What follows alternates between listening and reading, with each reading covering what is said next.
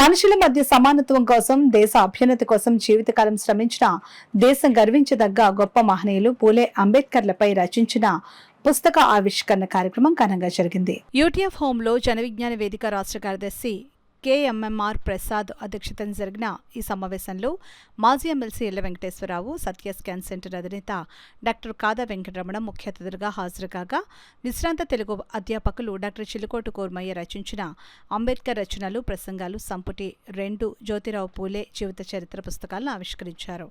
ఈ కార్యక్రమంలో doctor TV Gopinath, ప్రముఖ అంబేద్కరిస్ట్ ఐదావతల రామేశ్వరరావు, యూటీఎఫ్ సీనియర్ నాయకులు జి ప్రభాకర్ వర్మ, యూటీఎఫ్ రాష్ట్ర కార్యదర్శి TVGGR చక్రవర్తి తదితరులు పాల్గొన్నారు.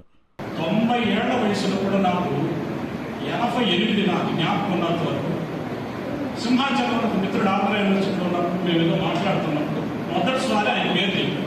ఏమంటే మీ పద్ధతిలో మాట్లాడితే మా రామేశ్వర గారు అయితే ఊరుకోడండి, నాకు ఎవరో తెలియదు. మీరు పద్ధతిలో మాట్లాడితే మా రామేశ్వర గారు అయితే ఊరుకోడండి అన్నాడు. మొదటిసారి నాకు ఆయన పేరు తెలుసు. అంటే ఇక్కడ ఉన్న పెద్దల పేరు కొన్ని తెలిసినప్పటికీ తెలుసు. ఆ తర్వాత రామారావు గారి వారి ఊరికి తీసుకుంటూ మొదటిసారి నాకు రామేశ్వర గారిని పరిచయం చేశారు. ఆ తర్వాత ఆ పరిచయం కొనసాగుతుంది. ఎన్ని అనుభవాలు ఆయనతో మాట్లాడుతుంటే, ఎందుకంటే ఆ వయసుతో ఒక రకంగా ఏంటంటే యాక్టివ్ అంబేద్కర్ ఉద్యమం కోనసీమలో ప్రారంభమైన తర్వాత దానికి సరే ఆయన వ్యక్తిగతంగా ఏమిటి దాని నుంచి ఆయన ఇష్టపడేవాడు పక్కన పెట్టేసి వాటికి ప్రత్యక్షంగా ఆయన వాటిని చెప్పగలరు, ఆయన పద్ధతిలో ఏదైతే ఉందో చెప్పగలరు. కాబట్టి అలాంటి వ్యక్తికి ఈ పుస్తకంలో స్థానం వారికి అంకితం ఇచ్చారు.